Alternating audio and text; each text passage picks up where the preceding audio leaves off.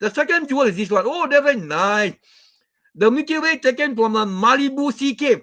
Remember, Malibu is a famous rich man's area with a cliff there, the coast of California. And through the cave, the opening the cave, and this is the sea water coming in. He took a picture of the Milky Way, Malibu, all right, by Jack Fusco, one American astrophotographer. So very nice. I really like these two astrophoto, like Jewel. The third one is from this one, 20110, January 26, annular solar eclipse from Myanmar. All right, an annular eclipse from Myanmar by our well-known Malaysian astrophotographer William Chin Wei Lun here. So he went to the center part of what they call Myanmar. There are a lot of those temples are there, and he took the whole sequence. And here you have the annular part eclipse. So beautiful. I really like this picture. Annular eclipse from Myanmar by William Chin and his group from Pagan in Myanmar. The other groups of Malaysia, they went to Maldives Island. But we are in Penang, where we observe on top of the rooftop of Queensway Mall, partial solar eclipse. So this is by William. So I will show you some of the pictures taken by William also. This one taken yesterday, 28th of August. So William took some. William is a well-known Malaysian astrophotographer residing in KL, near Cheras there. So you see the Saturn. He took it yesterday, William. All right, and also yesterday, Jupiter. And this is the shadow of one of the four moons of Jupiter, a shadow transit. So this is our William Chin from Malaysia, well-known astrophotographer. And then the fourth jewel. The fourth jewel is very nice. I really like this. 2014, August 18, star trails over Indonesia. Okay, I make it smaller. By our Miss Teo Hui Jie, another astrophotographer, Malaysian astrophotographer, a lady from KL. And this is looking at the South Celestial Pole. So here is not Polaris. Here is the South Pole star called Sigma Octantis. And you see the star trail. And then in the foreground, you have what? Gunung Bromo, a volcano in Indonesia, in East Java. And here you have Mount Semeru, 7,600 feet high. All right. No, this is, 12,000 feet high, just a bit lower than Kinabalu. All right. Gunung Kinabalu. And it's so nice. So here you see a lot of these cars moving below on the ground level. And this is taken by Hui Jie, Mr. Hui Jie. And you can see a Micho here from Mount Bromo in Indonesia. So these are my four jewels for today. Okay. Let's look at the first one for today. So today one is, the first one is here. Let's enlarge it. Martian chiaroscuro, August 29, 2020. So you see, what is this? The first thing that came into my mind is, wow, is this the latest type of tiramisu? The cake? And this is the icing on the cake? And this is the coffee? This is the cheese? No. This is what? This is the sand dunes on Mars, taken by MRO, Mars Reconnaissance Orbiter, which is still orbiting above Mars, and took a picture of the sand dune on Mars. And the sun is on the top left-hand corner. The sun is just coming up on the horizon. And you see the light falling on the sand dune. And this icing is not icing. It's not a sweet cheesecake. This is actually frost on Mars. Dry ice. Dry frozen carbon dioxide. So this is it, beautiful. So this is taken from 250 kilometers up from the Martian surface. And this width is 1.5 kilometer. The length is 1.5 kilometers. So basically, this is the area covering the area of USM campus in Penang Island. Right? So very nice. This is not the tiramisu cake. This is a Martian sand dune with the frozen dry ice on Mars. So nice. And this is taken, of course, by our what they call Mars Reconnaissance Orbiter, which is a NASA what they call orbiter. Right? So the second one, we come here. Look here. Make it okay. You look here, bigger first. August 28, the Valley of Orion, and of course, this is again by NASA. All right, NASA. You look carefully. Of course, this is taken by Caltech STSCM means Space Telescope Science Institute means what? Hubble Space Telescope. But Hubble thing. So this is the value of Orion. Very nice picture of Orion. And you see here in the center, you have the four stars called the trapezium. So very seldom you can take a picture like this. So this is the value of Orion. All right. Now this is the in the constellation Orion, and you have in the Great Orion Nebula with the trapezium. The next one is August 27, shell galaxies in Pisces. Look here. Oh, what's this? All right. So this is August 27. All right. Shell galaxy in Pisces by our famous Australian amateur astrophotographer Martin Pugh from New South Wales.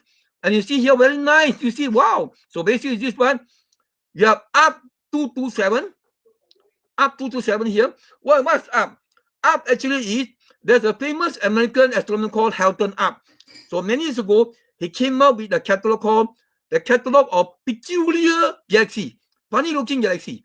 So in his catalog, all the funny looking galaxy, so basically, they're actually interacting galaxies. So this is up 227, 100 million light years away. All right. And this is two galaxies interacting with each other. So you have the 474 and then 470 NGC. So basically, these two galaxies have been interacting with each other. So you see here, very funny, So you throw out one shell, inner shell, outer shell, and so on. So basically, in the past, these two galaxies were orbiting around each other, interacting. So the stars in this galaxy were being pulled out and stringed out. All right. So this is an interacting galaxy up to 27. All right. And behind that, another pair of galaxies also interacting also got. All right. So we are also in our Milky Way.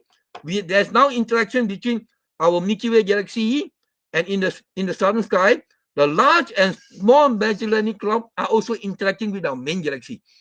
Fortunately, now the large and small Magellanic Cloud have passed through the plane of the Milky Way and going into the southern sky. In future, it will go up to the north and will plunge down to the plane of the Milky Way and interact.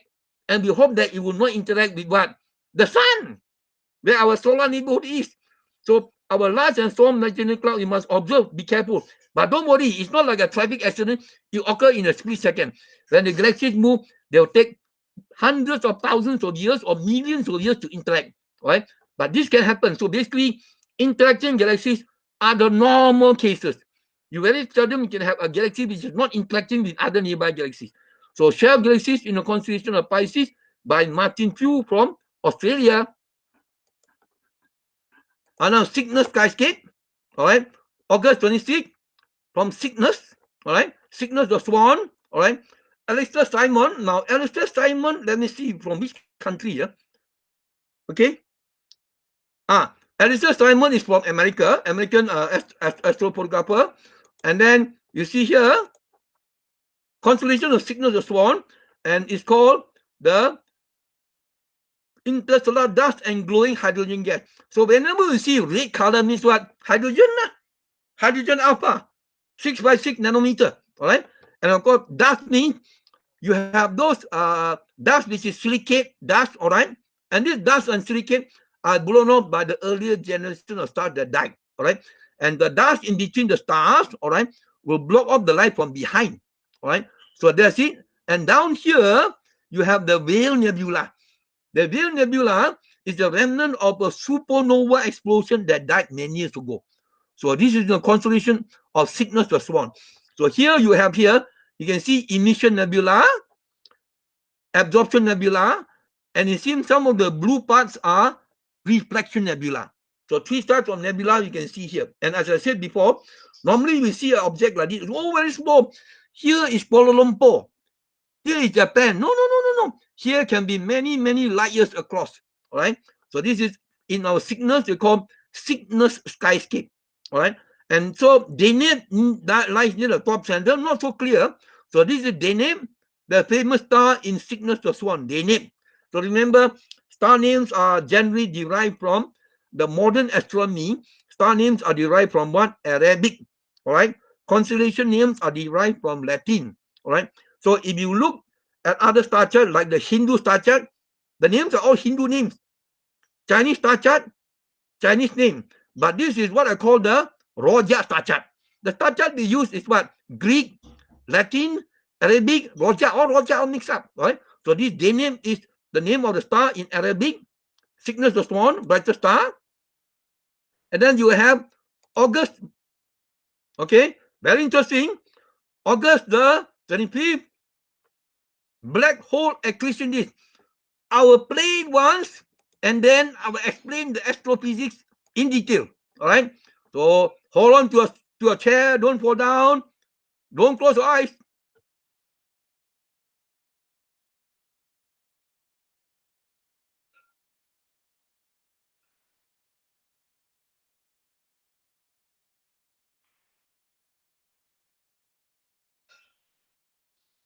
Now, some of you may say, when you look at the simulation just now, you may say, so what? What's so great? Remember, last year, the Event Horizon Group, 200 astronomers in the world, including one Malaysian astronomer, imaged the what you call the image of a black hole in M87 galaxy. So basically, they have already confirmed. So basically, this is how a black hole looks like if you go near it. So basically, remember, the black hole is a point in space you cannot see, and there's a disk, accretion disk. It's a disk that will orbit around it like a disk. But how can this disk go up, down, and go? Actually, it should be a disk, but because of what? Under extreme gravity, space and time, guess what? Distorted. Einstein general theory of relativity, Einstein field equation. So by right, you should only see in front you have the accretion disk, but behind you see on top, I see like folded up, and below another one, because the gravity will distort the material behind the disk so that it like goes up and also goes down. So if let's say this is the ordinary star with the material falling around, it's just a star, bright star, can see the light with the disk orbiting around. But this you cannot see the star because the black hole cannot be seen. Right? So now this part of the disk is coming towards the Earth, so it becomes brighter, accretion disk, and this is called Doppler beaming. That means the faster the object is coming towards Earth, so it becomes brighter. And here going away from us looks dimmer. All right. And here you have the black hole shadow, means you cannot see the black hole. Remember, the black hole is totally invisible. What you can see is the photon sphere. The photon sphere is the last part of the light before it goes into the hole. But this is not the event horizon. The event horizon is actually much smaller than the photon sphere. So this is the photon sphere by the light, and this is the image of this underside. So because the space-time is distorted by the strong gravitational field, to have this folded up and folded down. So nice, So how can we believe this picture? Now, with the recent discovery of the first image of the supermassive black hole in M87, they have done a lot of simulation. So they have done a simulation with supercomputer and combined with the image of the supermassive black hole M87. So this picture is fully can be believed. All right. And this, of course, done by NASA Goddard Space Flight Center. This simulation can be believed, all right, that as matter falls into the black hole, this is how it looks like. I simulate one more time. Jangan tutup mata.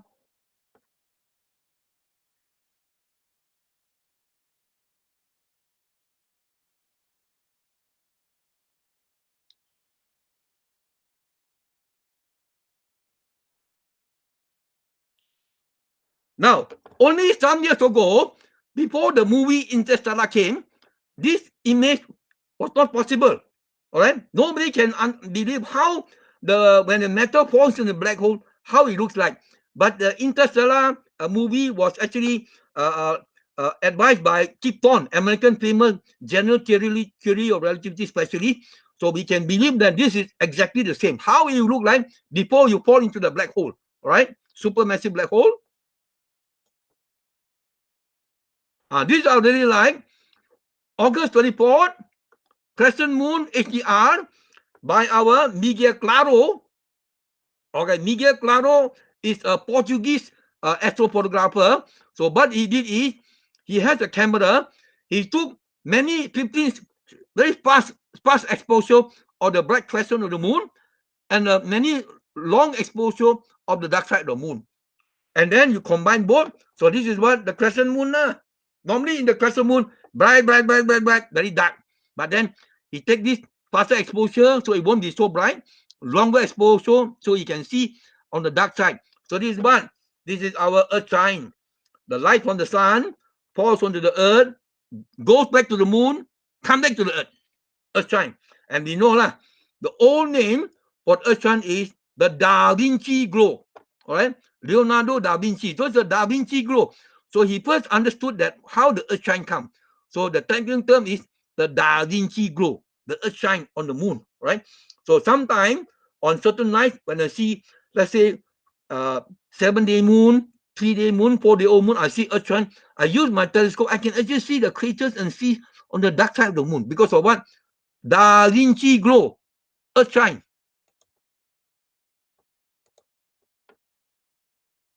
All right, this one, this everyone should know lah. All right, this is our Helix Nebula. All right, from Blanco and Hubble. So Hubble Space Telescope in space. Blanco, I understand, is a big optical telescope in Chile. All right, in Chile, 4-meter telescope. And you look at the Helix Nebula.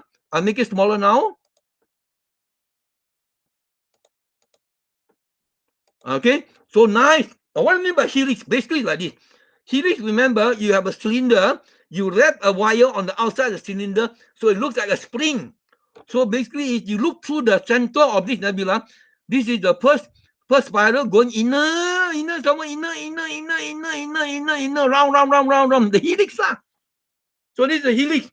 So sorry, ladies and gentlemen, boys and girls, this is a sad story. Planetary Nebula. What is it? The story of a star that sudah mati lah, died. That means this is the star left behind, the white dwarf. So it blew out a lot of material, still blowing out, and then the light from this white dwarf still very energetic. You blow it out, and you can see a lot of those tendrils like tadpoles, still blowing out, and looks very nice. So if you can see, you mean to say our sun one day will die like this? Yes. Remember, our sun is a yellow dwarf star, a small star. If you follow the stellar astrophysics or the stellar evolution of our sun, in future, our sun, after it die, may become like that. So right now, our sun is a yellow dwarf. In future, you expand, become a red giant. So yet, right now, the yellow dwarf become a red giant, very big, and then you blow up a lot of material. Not a supernova explosion, no. Just keep on blowing out, and suddenly, what is left behind is the core, the white dwarf core, right? And the white dwarf core is very dense, right? So the white dwarf core is very dense, so no more nuclear fusion. So you have the light will just keep on coming out, and since there's no more fuel in the white dwarf, what happened to the white dwarf? Temperature become colder. So become white dwarf, blue dwarf, green dwarf, yellow dwarf, orange dwarf, red dwarf, chocolate dwarf, black dwarf. So in the end, here you have an object the size of the earth, the mass of half the sun, a black dwarf. But right now it's still a white dwarf, still cooling. So this is the beautiful Helix Nebula, right? Beautiful Helix Nebula. And this, of course, taken by NASA. And actually, it's processed by one professor for Vanderbilt University in Tennessee, all right? So like this, very beautiful, okay? And taken by also Hubble and the 4-meter Blanco telescope in Chile. Okay, so now I make it bigger first. What are that one? Different color, red and green. Why? Okay. Now remember, in 1997, we went to Common Building Secondary School to give a talk and to observe Mars. Why? Remember, the first Mars rover was not 2001 and 2 Superior Opportunity. No, was this Sojourner, a microwave oven-sized rover on Mars, landed by Pathfinder lander on Mars by NASA. And this is the lander with the airbag. And down from the ramp come the rover, all right, Sojourner, and it explored. And later on, because you can actually take the 2 different locations, maybe 1 foot apart, and you can do what called 3-dimensional anaglyph. So that the rock would, and you look through the glasses that there is, on the left is blue, on the right is red. You can see 3 dimensions. You have the anaglyph glasses. two colors, red and blue. All right. So they have names, very nice name. For example, they say Yogi the Yogi rock. The Yogi the rock, very small only, a bit bigger than microwave oven. All right. This is Sojourner rover, and then you have, of course, far away you have a couch called Barnacle Hill. Okay. So this is a couch.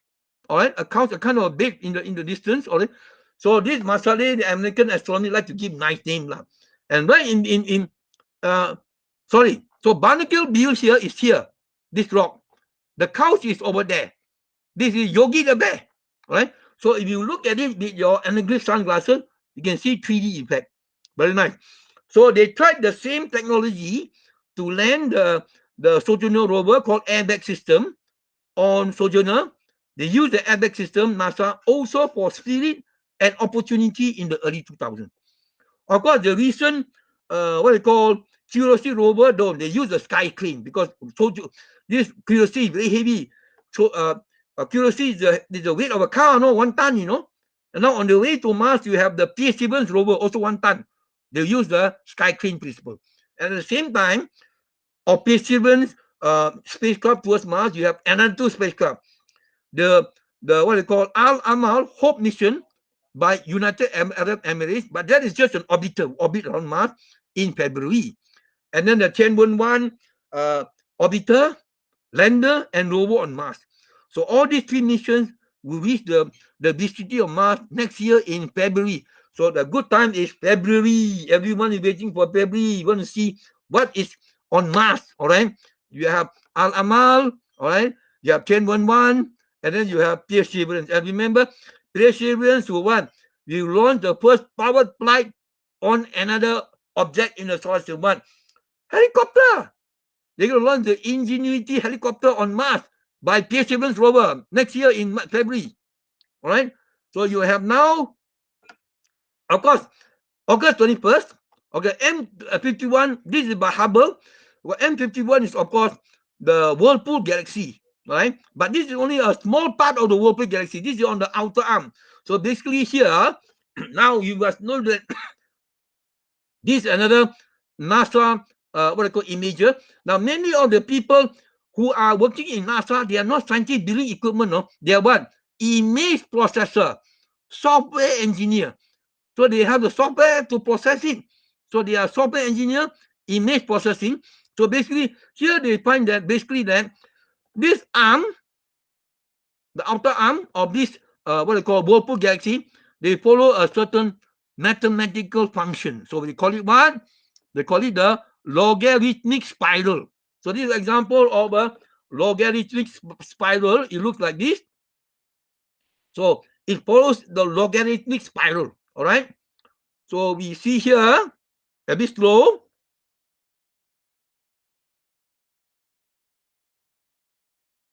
Still slow.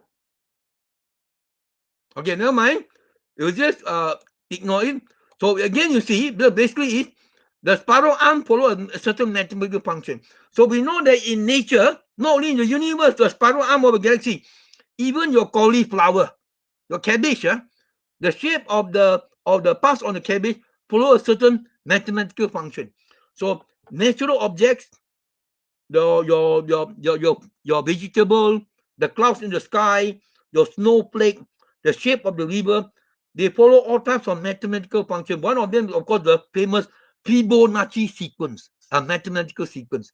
But this is actually a logarithmic spiral. So nature is very beautiful. So we know that one. So in this spiral arm, you have the pink and the blue parts are where you have the young stars. All right. So this pink part is not one star, no? There could be 100 young stars being born, The blue also young. The yellow part is where you have the older star.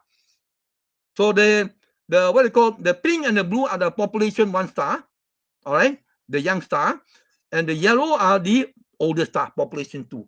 The younger stars are what? Rich in metals. So remember in astronomy, on the Earth you say this rock is rich in metals. Means what? Got iron, no? Got silicon, no? Got magnesium, no? Got titanium? No.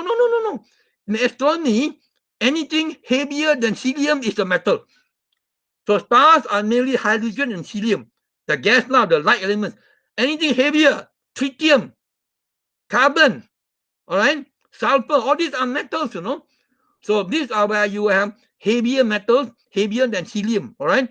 And the yellow stars are population 2, are the older stars, are poor in metals. Poor in metals means hydrogen, helium only, all right. Population 2 stars, the yellow stars, and the yellow stars are actually found in the bulge at the central part of the galaxy. You go to another one is Titan. Very nice. Wow, this is so nice. Wow, wow, wow. All right. This is for seeing Titan, again taken by what? This is from a certain camera team on what? On Cassini. Remember? They sent a spacecraft orbiting Saturn many years ago, took a lot of pictures of Saturn and the moon, and later on, the Cassini crashed into this what they call Saturn, and basically like this. Remember, on this BIMS camera, I'll make it smaller. The center one is Titan in visible light. And you cannot see the surface of Titan because what? Thick with atmosphere, methane, clouds, organic clouds. You cannot see anything. Just like Venus, you cannot see inside. So what you do is, BIMS team is what? Infrared camera. So the infrared has a wavelength which is longer than the particle size of the organic molecule, so it can penetrate to the cloud from the space cloud, send infrared, penetrate to the cloud, hit the surface of Titan, and bounce back through the cloud and come back to the space cloud. And then what? They can map out. They map out the surface of Titan over different parts of the year. So nice. So you can see the surface features of what we call Titan become naked. You can see now. So now Titan can be studied. No more a mystery. No more covered by cloud. We can see, just like many years ago, remember the Magellan mission orbited around Venus, thick with cloud, and sent down what? Radar, radio wave, penetrate to the clouds of Venus, bounce back to the spacecraft, and then map out the surface features of Venus. But this is infrared. Penetrate to the clouds of Titan, bounce back, and map out the features of our what do you call this Titan. Very nice, very nice. And remember, many years ago, Cassini orbited Saturn, and out from Cassini dropped the Huygens probe, parachute down onto Titan, and landed on Titan and took some pictures of the surface of Titan. And there's the first image on Titan with what? Methane ice, liquid methane. Very nice, all right? So this is Titan in natural color, too much cloud, but this is Titan surface. As if you blow away the clouds, this is how Titan look like different times of the year. So nice. So now Titan can be studied. Surface features of Titan. So I'm very sure now, maybe some American book publisher, very enterprising, or maybe our Michael can do it. You come up with a what? A Titan globe. Remember, you can buy moon globe, Mars globe, Venus globe. You can make a Titan globe and sell. Three-dimensional with all the features on Titan, right? A Titan globe. You go back.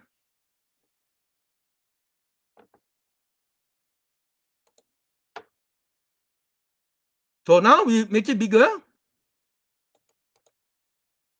So this is August 19, all right? The sun rotating. Now, because this is again another software engineer from NASA, from SDO.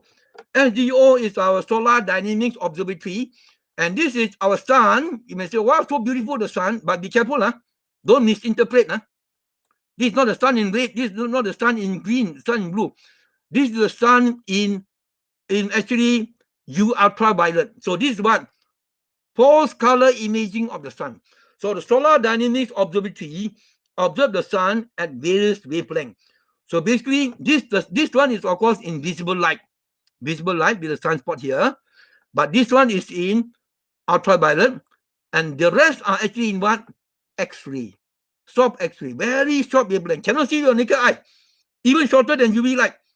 So different wavelength. So by observing the sun in different wavelength, even in X-ray, you're studying different layers of the sun. Below the photosphere, you have different layers, deeper, using X-ray. Now, some of the X-ray light observed from here are actually Iron that has lost 28 electrons. Ionized is not singly ionized iron. Iron lost 1 electron. Doubly ionized iron. Iron lost 2 electrons. No, this is iron that has lost 27 electrons. So the all in X-ray. Very nice. So I'm going to play now the whole video by SDO of the sun. Got sound also. Michael, I don't know whether you can hear the sound.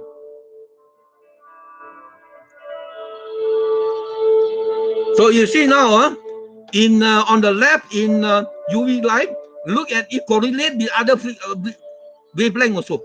See, it correlates the other wavelength.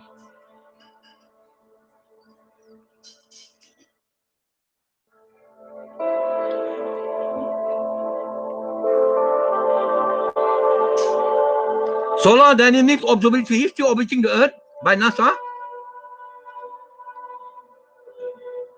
Now, I won't play too much because it will take some time. So, I remember, was it 2011 or 12? 2 of the NASA scientists came to Penang, you know. NASA come to Penang, my hometown, all right?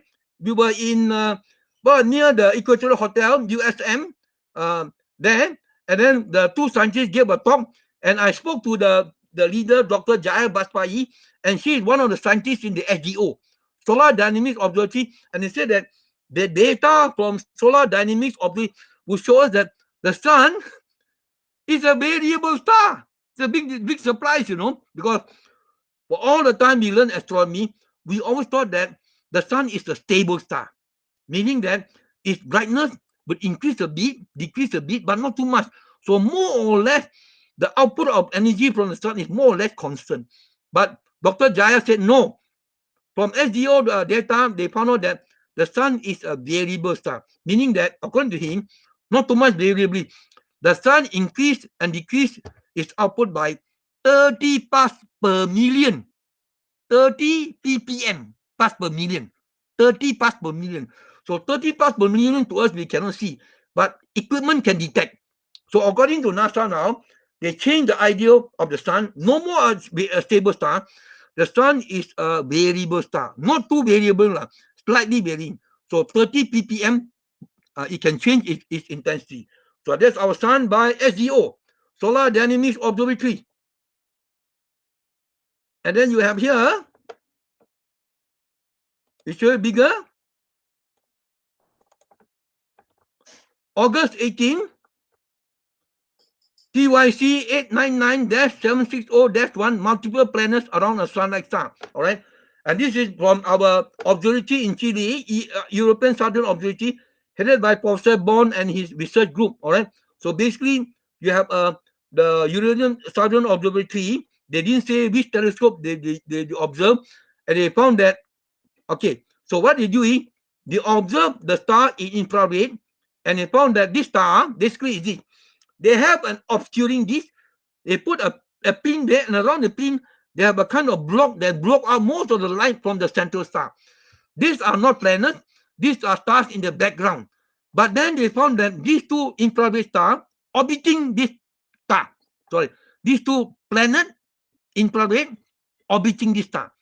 So this is a direct imaging of a planet. Remember, they have found a lot of exoplanets. But those exoplanets is affecting the spectrum line of the central star. They don't see actually the exoplanet, but this one is they actually can see the exoplanet, right? By blocking out the light from the central star of this star, which is a very long name, all right? TYC 8998760-1. So there are many. So there are 2 planets orbiting this star. So this is one, this planetary system, all right? So now they have discovered, until today, we check already, there are now discovered in Milky Way 708 multiple planetary systems. So some multiple planetary system means a star in the Milky Way that has 2 planets or 3 planets or 4 planets or more planets orbiting around it. Our sun has what? 8 planets orbiting around it. So our sun, our solar system record may be broken soon, you know. How many planets are there in solar system? 8 planets. Mercury to Neptune, 8 planets. But our record is going to be broken soon because some years ago, NASA discovered in the star TRAPPIST-1 7 planets. 7 planets orbiting around a star called TRAPPIST-1. So in future, they may discover a star with more planets. So if I were to meet an alien walking on the beach in Batu Pringgi, I'll surely ask the first question. You come out from a multiple star system, how many multiple planetary system, how many planets? Oh, I come from my mother star with 25 planets. But our solar system got 8 planets, will be broken soon. So right now in Milky Way, there are 708 multiple planetary system. Maybe 708 plus 1. The plus 1 is what? Our solar system. So 709 planetary system with a star with 2 or more than 2 planets orbiting around the star. All right. So this is a very interesting star. All right. TYC 8997601. All right.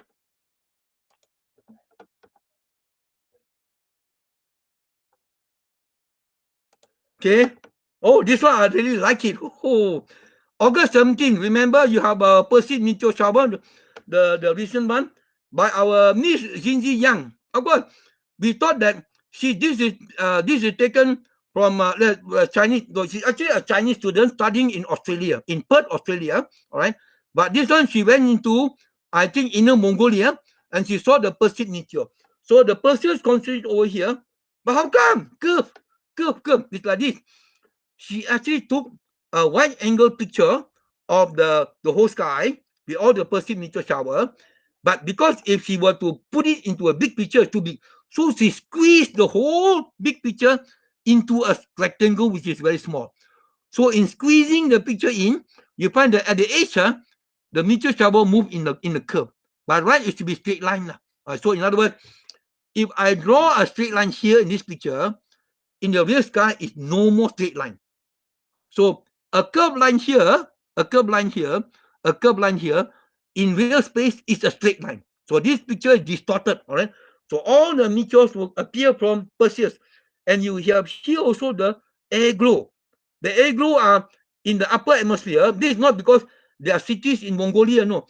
In upper atmosphere, the sky also can give a glow, all right? And you have Saturn on the left and Jupiter. This is taken in Inner Mongolia by Miss Jinji Yang, okay? A Chinese student studying in Australia. Very nice, all right? And this is our clouds in the Earth's atmosphere. So in other words, and this is the arch of the Milky Way. I draw a straight line here in this picture, persists around the Milky Way, and Jupiter. This is taken in Inner Mongolia by Miss Jinji Yang. So now August 16, a Chinese student. This is the normal one you see. Very nice. All right. New general clouds in the Earth's atmosphere. So in other words, and this is the arch of I draw a beautiful here in this picture. Remember, persists around the pictures are jointly managed by Americans and by Europeans. So this is Hubble telescope picture, but this is handled by both Americans and Europeans, okay, NASA, and by our Judy Smith, an American software engineer that process it and image can process image processing, right? So this is it.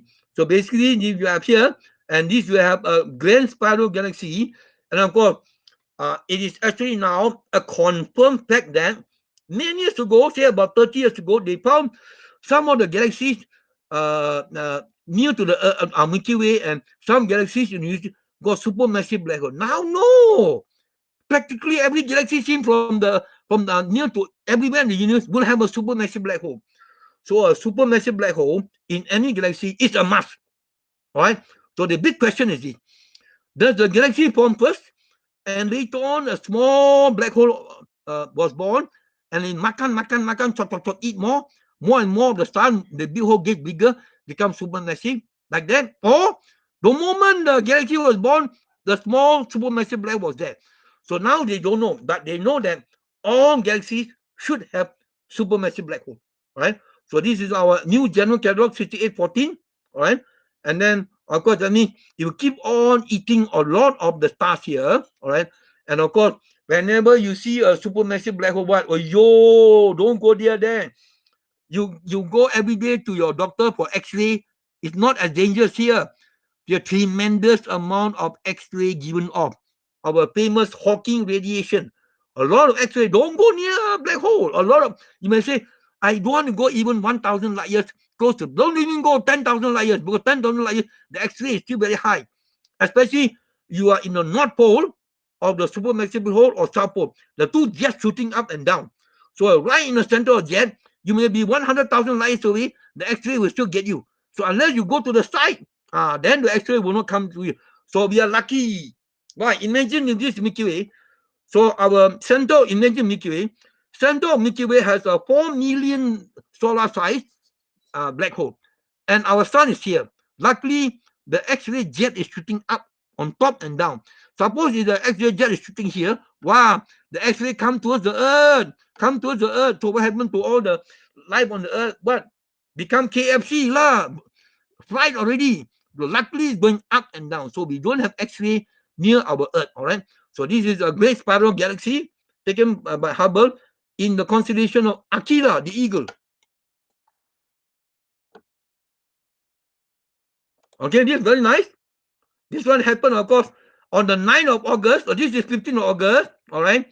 And there's this is the moon, this is Mars. So basically, as the moon orbits around the Earth once in 27 days, from time to time, the moon will occult certain objects called stars and planets. In this case, it will occult the planet Mars. And this is just before Mars is being blocked by the moon. So lunar occultation of Mars. So I think in Penang, in the past 30 years, you have seen 2 lunar occultation of Mars and a few lunar occultation of Venus. I think 1 lunar occultation of Jupiter.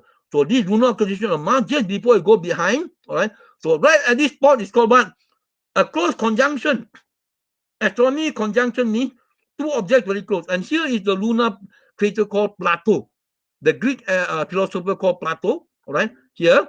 And then this is taken by Sergio Scauso. I think it's an Italian, from Cordoba. That means it's an Argentinian astrophotographer, all right, from Argentina. So very nice. Lunar occultation of Mars is going to happen, all right, 9th of August. And sometime in December this year, another lunar occultation of Mars, sorry, not in Malaysia, again in Argentina and South Africa. So we don't have any lunar occultation of Mars this year for Malaysia. But this year, twice will occur in Argentina. One recently, this one, August, and next one in December, also for Argentina. Lunar occultation of Mars.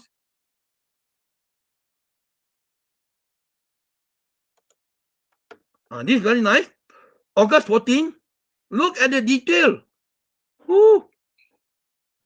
New NGC 5189, again by Hubble, and this is processed by one American image was called Jesus M. Vargas. No, for our Malaysian people that they don't know how to pronounce Spanish, but Jesus M. Vargas, no, J is like an H, so Jesus. Jesus in Spanish means Jesus. Jesus M. Vargas, that's the name, all right? So reprocessed by him, and it doesn't mean that all Planetary nebula must be round. No, this is a Planetary nebula. It's not round, odd shape. All right. So this is a Planetary nebula. What's a Planetary nebula? A star inside here that died. They blow up, and as it blow up, the gas will still emit light and absorb light and reflect light. So emission nebula, absorption nebula, reflection nebula. So very strange. This is a Planetary nebula, no? All right, very interesting. All right, and this is NGC 5189. All right, in the constellation of Mosca. Mosca means the fly. All right, this is in the southern hemisphere. So if you look at it, so beautiful, I think maybe some of those astronomers in the world will study this for years and years. The problem about this, our Milky Way is what? So far away. How far is this object? All right, they don't say how far. But remember, in the Milky Way, this is 33,000 light years away, not too far away. Remember, Milky Way diameter is 100,000 light years. So 3,000 light years is still very near. But imagine you observe this object 3,000 light years away in one day. Do you expect it to expand? It won't expand because 3,000 light years is so far away. You may have to observe it for 10,000 years. Then you can see the expansion. So because Milky Way is so far, so you want to observe even over 1 year, 2 years, 10 years, 100 years, it won't change much. That's the problem. Because you see, if we can study the evolution of the Planetary nebula, we can learn a lot about the astrophysics, how the new planet star system will be born, will be formed. But you cannot because the object is too far away. Even you wait for 1,000 years, it won't change much. Unless you wait for 1 million years, 10,000 years, you can see it changing. So that's our problem. But if you observe an object in the solar system, within 1 hour, within 1 day, within 1 month, you can see a lot of changes. All right. So if you want to observe object in our Milky Way far away, you don't expect it to change because it's so far away, it will take time to change. You want to observe an object in Andromeda Galaxy, in the next galaxy to Milky Way, you expect it to change. Impossible. 2.5 million years away, you expect a supernova explode in Andromeda to expand. You see, you cannot see it expanding because so far away. All right, that's the problem in studying the evolution of the object in Milky Way objects and in other galaxies. Because too far away, you cannot see the change. Right, too far away, right? But close to our star, in our solar system, you can see the change very fast. Okay, so now we go here.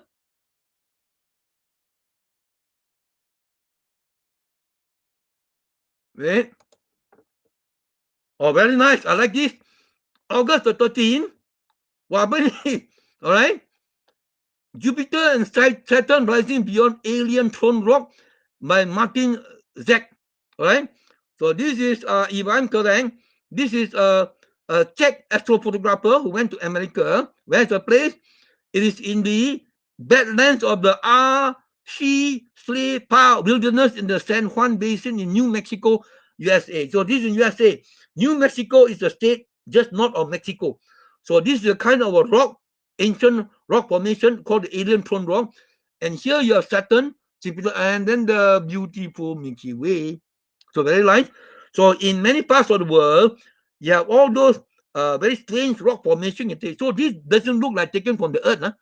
Looks like taken from another planet. No, this from the Earth, from America. All right. And this thing is called the Alien Throne Rock. All right. In New Mexico. Very nice. All right. So we continue.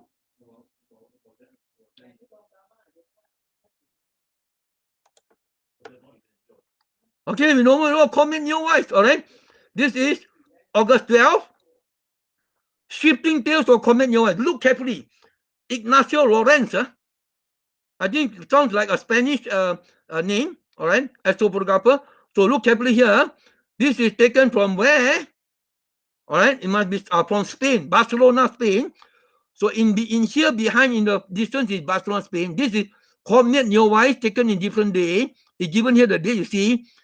17th of July, the first one on the right. Second one is 18th July, 20th July, 23rd July, 25th July. And then you see here, the behind one is the sun's part of the ecliptic. On the right, you see the first tick here. So on the 17th of July, the sun is on the right side tick. Why is the sun location changing? Because what? The earth will orbit the sun. So day by day, the earth orbits the sun.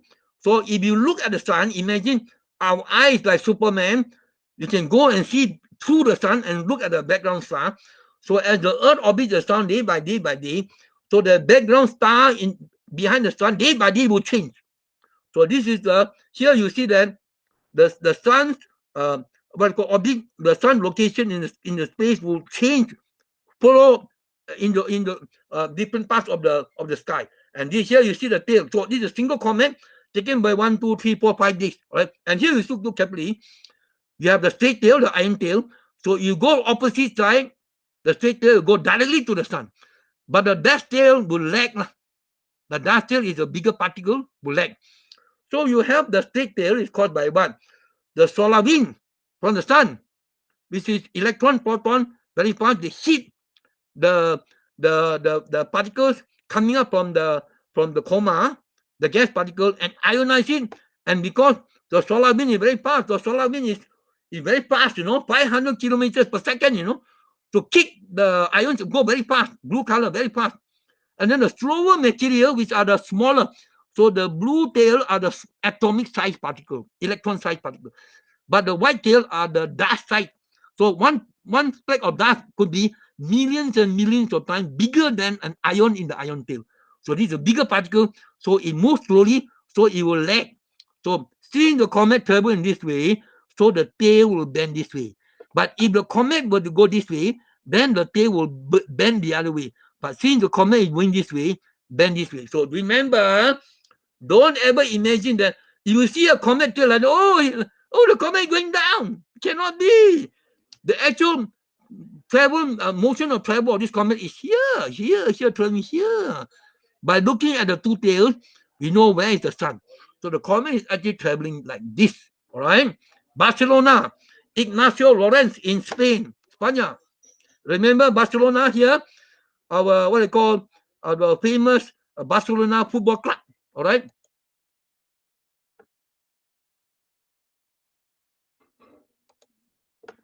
This one, of course, remember, recently you have, this of course by NASA, Juno mission, Juno. NASA launched a space probe that orbited Jupiter, and again processed by Kevin McGill, an image processor working in NASA. And you look here, remember the atmosphere of Jupiter is mainly gas, isn't it?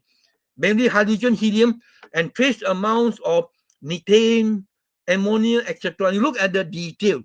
All right, this is not the top of your cup. We copy with susu, no, the milk. No, this is the cloud top of Jupiter as taken close up by Juno spacecraft orbiting Jupiter. Look at the detail, so nice.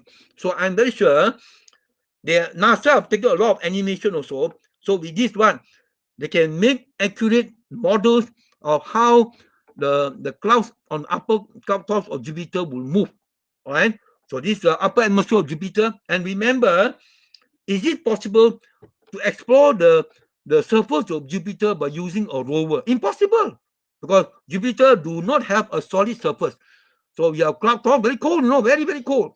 And below the surface is below the clouds what? Liquid oceans of liquid hydrogen and liquid helium. And even lower than the liquid ocean of hydrogen and helium is what? Metallic hydrogen. Famous, they already proven on the Earth, they've done experiment that you compress hydrogen gas, high pressure, the hydrogen become liquid hydrogen. You compress even more, the hydrogen become metallic hydrogen, because the protons will become so close, the electrons come so close that the whole of the liquid hydrogen become a piece of metal. So it conducts electricity like a metal. Whereas as a gas and normal liquid hydrogen, the hydrogen is a insulator. But below the liquid hydrogen, higher pressure, metallic hydrogen. And right in the center of the Jupiter, is it metallic hydrogen? No. They know that in the center of the Jupiter, yeah, it's similar to the Earth, no? It's a metallic core, very hot.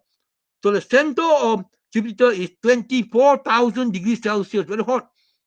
The center of Jupiter is hotter even than the photosphere of the sun. The photosphere of the sun is about 6,000 degrees Celsius. The center of the Jupiter is 24,000 degrees Celsius. But right at the cloud tops here, very cold. Very, very cold, all right? Minus 100 to minus 200 degrees Celsius. So the cloud tops of Jupiter by Juno. Very nice, all right? So now you see here. Again, this is another guy, August the 10th, all right, by Pierre Horolek. This photographer from Czech Republic in Europe. And this is, he took over, I think, 6 nights. 6 nights. He went to the same place in Slovakia. Remember, Peter Horolek is from Czech Republic. He went to the neighboring country called Slovakia, called Kolonika Observatory, and took over 6 nights the radiant of Perseus, and combine the result for signal. You see, wow, so many. How come the meteor trails are bingo? Because when you compress it into all in a sphere, it looks bent. By right, it should be straight. But this is the only way you can do it. You put it around in a circle, they become bent. So they do, and this fireball, and this Milky Way is so nice, right? Remember, many years ago, these two countries are one. All right, many years ago, sorry, you have a country called Czechoslovakia. So Horolek is from Czech Republic, and he went to the next country, Slovakia. But many years ago, Czech Republic and Slovakia are one country called Czechoslovakia. But some years ago, they broke into two countries. So Peter Horolek from Czech Republic went to the neighboring country called Slovakia to take this picture. So nice, right? The maximum is 13th of August, all right? Look, so many, and you have fireball. And he's lucky. But no, whenever you see a good picture, first of all, he's so lucky. Why? Weather is clear. And another thing is, he's lucky because on that day he went, he's free, cuti for him. Sometimes for us in Malaysia, the sky is clear, but we got work to do. So first of all, sky is clear, and then it's tricky for him. He can do it, and he got a good camera, and he know how to compose it, and he take a picture. And if you do some processing, he also must know how to process. So all these will come together to give a final result like this. So it doesn't mean that, oh, you're lucky you take a picture, it'll be like that. So everything must click, then only get a good picture. So the moment you see a good picture, realize how difficult to get a picture like that. So lucky and so fantastic. All right. So we continue. This one very nice. All right. So sorry, this is a bit heavy duty. For some of you, a bit hardcore. This is our famous periodic table of the elements. Remember, on the Earth, there are more than 100 elements, light elements, heavy elements, are all indicated here. So, ladies and gentlemen, boys and girls, I introduce to you all the elements on the Earth are here, and all the elements in the universe are here. You cannot find somewhere on Mars an element that doesn't fall on in this table. Or you look at the spectrum line from a galaxy at the end of the universe by Hubble, you find an element somewhere here which is not here. The scientists, whatever element they found on the Earth is found all over the universe. In fact, they have found water all over the universe. So now this is a periodic table. So on the vertical side, you have the first first group called the light one is hydrogen, lithium, sodium, calcium, and so on. Second group, and so on. So basically, this one is what? This is our nucleosynthesis. So the first one is hydrogen one means when the Big Bang occurred, the Big Bang produced mainly 75% of hydrogen, which is one proton, with one electron orbiting around it, and helium, 25%. Helium 2, which is two proton, two neutron, and two electron orbiting around it. So this blue one means it produced in the Big Bang. And this is called what? Big Bang nucleosynthesis. Okay? What I mean by Big Bang nucleosynthesis? That means the nucleus has been synthesized in the Big Bang. Right? So this is the Big Bang nucleosynthesis. And then you have later on you have beryllium. The red one is what? Cosmic ray fission. So you can have also cosmic rays are charged particles coming from outer space entering into the Earth's atmosphere. So you can say that throughout the universe there are cosmic rays. So cosmic rays are electron, proton, ion accelerated very fast. So how are they produced? Cosmic ray. So cosmic rays are given off by the supernova explosion, the charged particle. So the supernova not only give off gas and a lot of material below, also give off charged particle, very fast one, electron, proton, ions. They come out very fast, and as the ions come out from the supernova, they pass through the Milky Way. And remember what? Milky Way has a very weak magnetic field between the stars. It's the interstellar magnetic field. So as the charged particle travel to the intragalactic magnetic field, so the magnetic field can accelerate and can change the direction of the cosmic ray. So if you accelerate means the cosmic ray becomes faster, faster, faster, faster. It's a particle accelerator. The whole of the Milky Way is a particle accelerator, the big magnetic field. But you may say, but the magnetic field is so weak. So how can you accelerate so fast? You must understand, the Milky Way is so big. So you move through one light year, it accelerates a bit, but you move through 100,000 light years, a lot of acceleration. So passing through a large part of the Milky Way, so the cosmic ray kick up from the supernova, from the Milky Way's galactic field, it will accelerate much, much faster. So now this cosmic ray will hit certain proton, nucleus of the lighter element, and will fuse with the nucleus of the lighter element to form heavy elements called. So you can have the say hydrogen, no, yeah, helium nucleus can hit a certain lithium nucleus and form beryllium, can form boron. All right. So this is cosmic ray fission can form, and you also dying low mass star, exploding massive star. This is a supernova. So when a supernova explodes, you form iron and all the other heavy elements. All right. And merging neutron stars, remember they have found what recently? What? The gravitational wave of two neutron stars colliding. The gravitational wave from two black holes colliding. The gravitational wave from a neutron star and a black hole colliding. So when these all merge, it can also form heavy element. So the pink one say osmium atom partly is formed by merging neutron star. So two neutron stars merge, it can fuse lighter elements called molybdenum to osmium.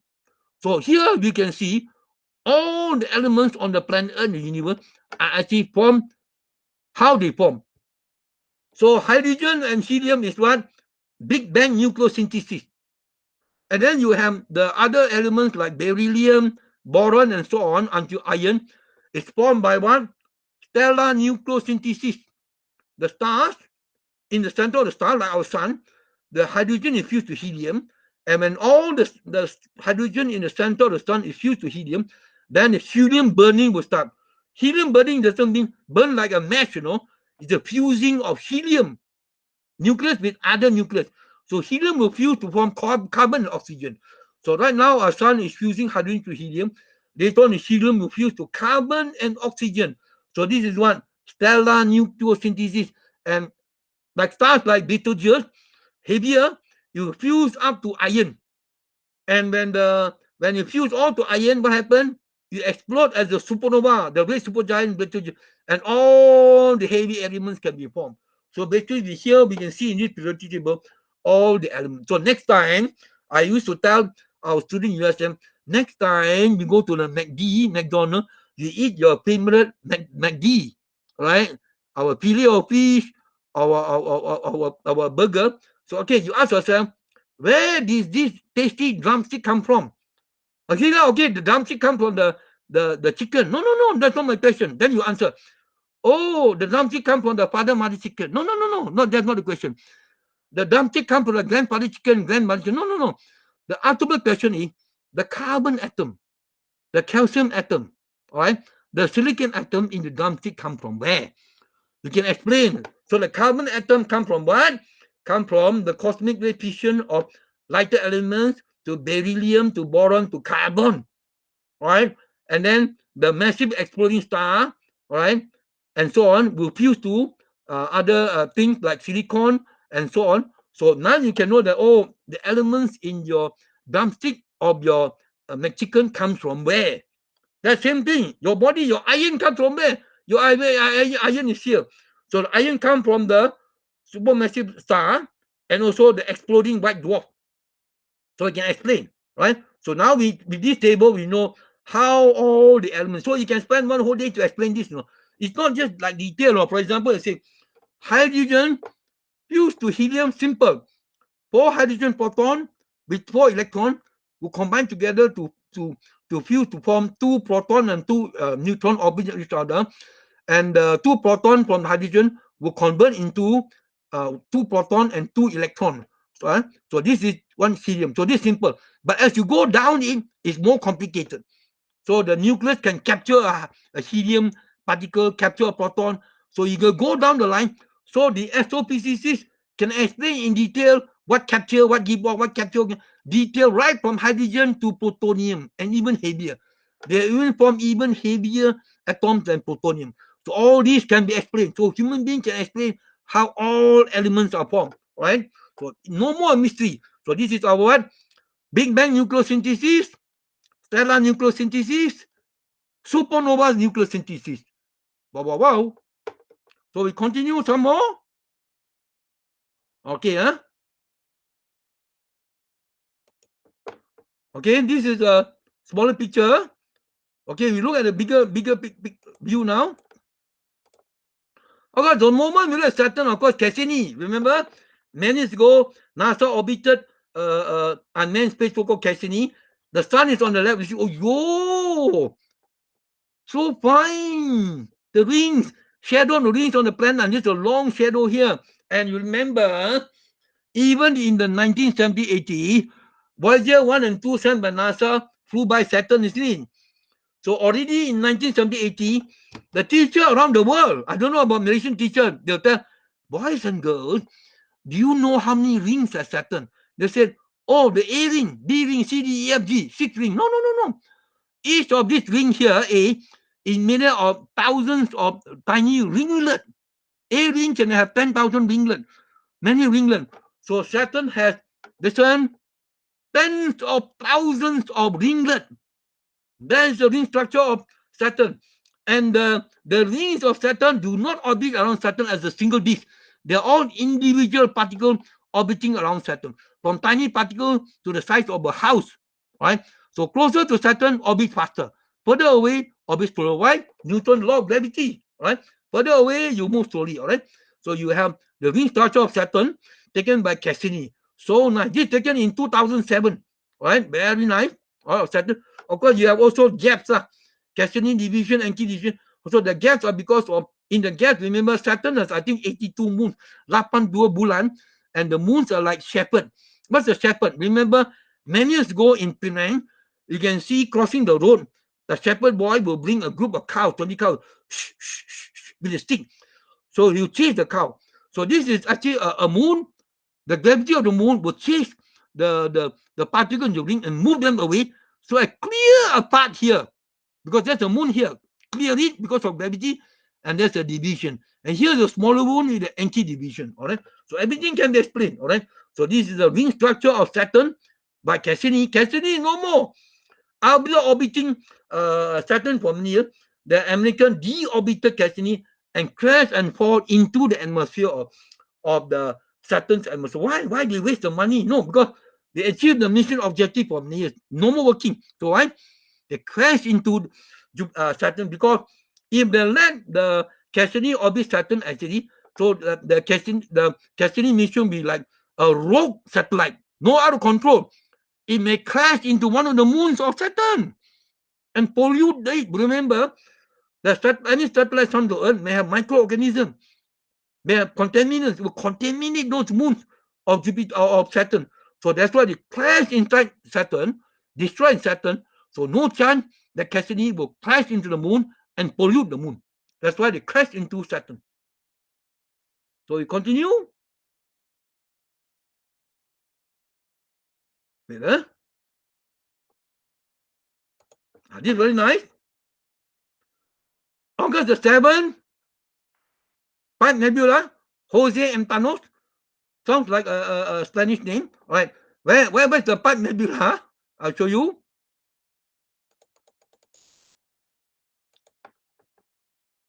Some more. This is the pipe, and here you put the tobacco, and here the smoke is coming. This is just figuratively speaking.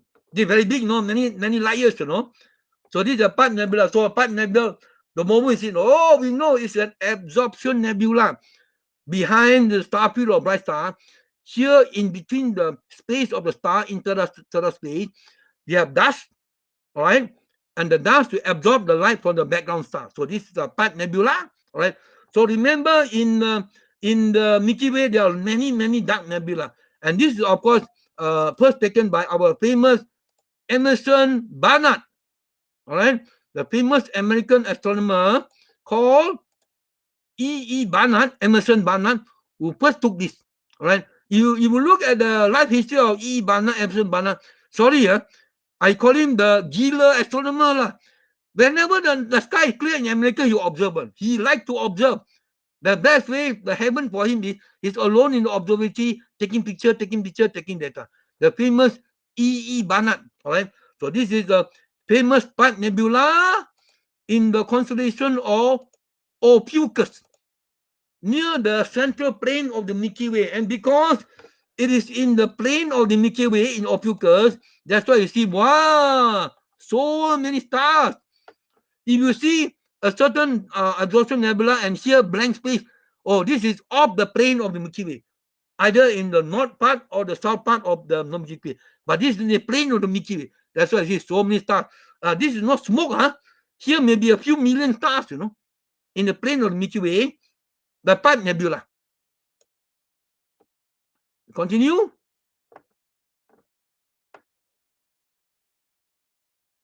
Wait.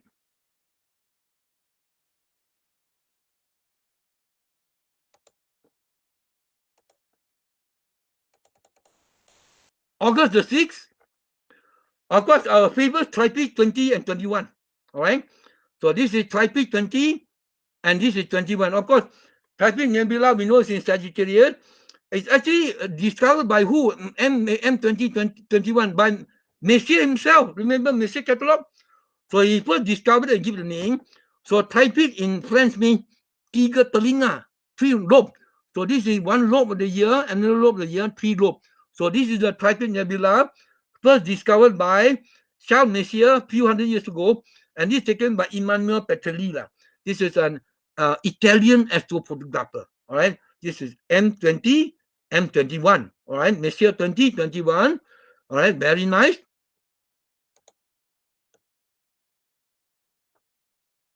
A few more. This one I explain in detail. Wow. August the 5th, Picture Rock Sundagger. Picture Rock Sundagger. I'm going to play the video and explain. All right. Some of you may say, so what? I thought astronomy means look at the sun, look at the star. No. Astronomy means also look at the rocks. Look at the inside the earth.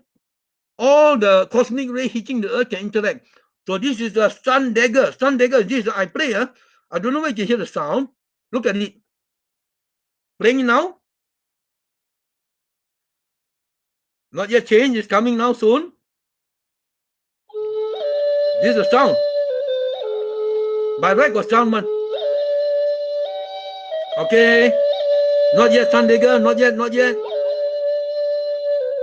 There, coming. There. There you are, Sundagger.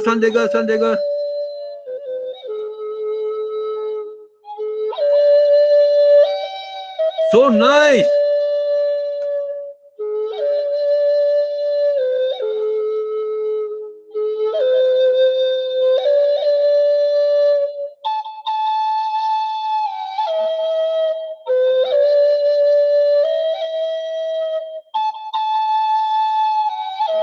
This is a shadow. Sunlight coming because sun is Sundagger. Got music, very nice. Sundagger.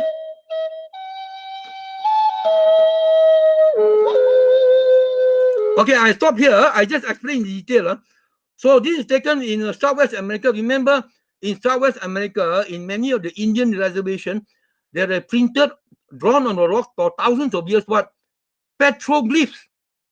Petroglyphs are what? Rock carving on the surface of the rock in the cave or in the open space, the rock, all types of this. So basically, it's a kind of spiral. And then this spiral is actually under the shade of some rocks. At only 4 times a year, say during the time of say summer solstice, you see this Sundagger will cut across the central spiral. And that's all only in summer solstice. Every year occur once. But sometimes they occur in winter solstice. Some of them occur in vernal equinox and autumn equinox. So 4 times a year. So these are called the Sundaggers. It's only once a year, no. Once a year. All right. So these are very rare. So every year, more and more Sundaggers have been found. All right. So I would say, why not? I suggest Heng Yi Astronomy School in Penang and Chong Ling Astronomy School and College Medical Physics and Pusa Palace Tile, you arrange some concrete or some structure outside the observatory such that once a year you have a sunlight passing through the gap like a Sundagger poking through this spiral. So this will be an artificially created Sundagger, but this is a natural one. So some of the Sundagger have been observed for many years. So if this has been created, say, 800 years ago, so this have occurred once a year for 800 years. So it's very rare, it's a Sundagger. You have seen a Sundagger, wow, all right? Cinta ong, all right? Sundagger. So now we continue.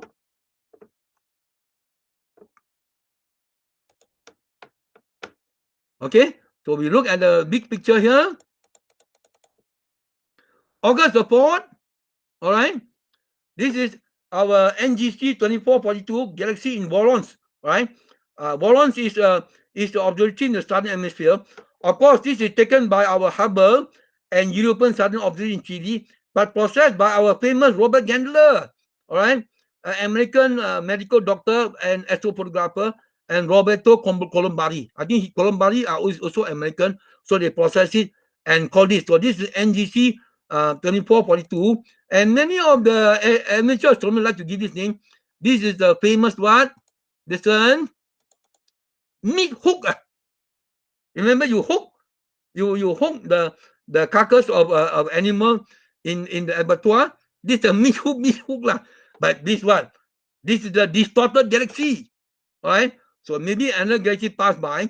So you go and pull out the stars of this arm twisted. So what? The galaxy went away. Truly steal the stars from here. So this is the meat hook in space. All right. In the constellation of the flying fish called Warons. Right. Very nice. All right. It's called the meat hook. A few more. Oh, this is very nice. This is Neowise. August the 3rd. Who is your Wallaway? So nice. Woo. By our Constantine Emmanuelidis. This is a Greek astrophotographer like this. So basically, this is in the Vikos Gorge, a gorge in Europe. All right. So according to what in this one is, this is the deepest gorge in Europe in terms of the depth and the width now. So in Greece, there's a gorge. Gorge means what? There's a very tall plateau, and over millions of years, the river flow and cut a deep valley, just like the Grand Canyon. But this in Greece. And this, what they call Greek astrophotographer, had to go up to the hill and find to the correct time to see Neowise entering the gorge as if he's going to enter. This is very rare picture. Very nice. And it's very hard for him to find the correct time and so on. All right. And according to some of them, when they climb up there, they got wild animals up the plateau. You know, have to be careful. You know, wild animals. You know. So this is an astrophotograph of Comet Neowise in the gorge, in the deep valley, like the Grand Canyon in Greece. So rare to get this picture. All right. Some more. We continue. Okay. Oh, this one you've seen before. All right. This is the sun as observed from the Earth sunset. The sun is observed on Mars. All right. So I just repeat a bit and then go to the next picture, the last picture. So this sunrise, sunset on Earth, the sun is bigger because the sun is closer, red. On Mars, the sun is smaller because Mars is further away from the sun, but the sunset, sunrise is blue on Mars. All right. I explained earlier already in the earlier picture. So we go to the 1st of August, the last one is beautiful. Wow, wow. Gajah. All right. This is on the, look again. August the 1st, Elephant Trunk Nebula, chat leader, right? Another amateur astrophotographer. So you see, this is in Cepheus constellation in northern sky. Cepheus is, of course, the king of Ethiopia, Raja Ethiopia, right? King of Ethiopia. And then this is, of course, this is about 3,000 light years away. And again, you when you see this absorption nebula means what? We have here interstellar dust, all right, particles of dust which are bigger than the size of atoms and molecules. Imagine you scoop up from the floor of your house a particle of dust. It's very big, you know. That dust may have trillions of atoms in it, you know. So there's a dust particle. Whereas in space, you have what? Hydrogen atom, helium atom. They're just atomic size. So the dust particles are much, much, much bigger than hydrogen and helium. So they will block off the light from behind. But it comes in such a way, it look like an elephant trunk. So nice. All right. And of course, whenever we look at absorption nebula, we also say straight away you must think, absorption nebula, this is a Tadika Bintang stellar nursery. If you wait long enough, this may be 1/10 of a light year. You wait long enough, maybe 1,000 new stars and exoplanets and aliens will be formed here. Why? Because the dust, the molecular clouds will collapse, and you form stars, and the stars will grow. And if there's enough a chance, you can have exoplanet forming around the star. So this is a stellar nursery, Elephant Trunk Nebula in Cepheus, king of Ethiopia. Right. So Michael, that's the end. Is it okay? Yeah, okay. Yeah, okay. Okay, huh? So again, I remind we also will post it in our YouTube channel. Right. So anyone can give comment. Right. So next time in the next airport, we try to have other exciting picture, and we will have more of the science behind the picture. So basically, when you look at any nice picture, it's not just, oh, nice picture. First of all, is nice picture, how nice it is. Second thing is, what is the science behind it? What is happening according to the science? And the third is, what is the significance of this image, right? So some picture may look nice, but not much significance. The some picture may look very plain, but very significant. For example, the black hole image of M87, to many people, the black hole image may not look great, but the significance is great. Why? First time humanity have imaged the black hole image horizon using telescope around the world. The whole Earth is used as a telescope to image the black hole. So it's first of all, how beautiful the object is, what is the science behind the object, and what is the implication of the object. Okay, so thank you very much, and thank you, Michael. Okay, thank you everyone for joining us tonight. Thank you. So we'll see Okay. you again Okay. next month. Okay, thank Okay. you and good night. Good night.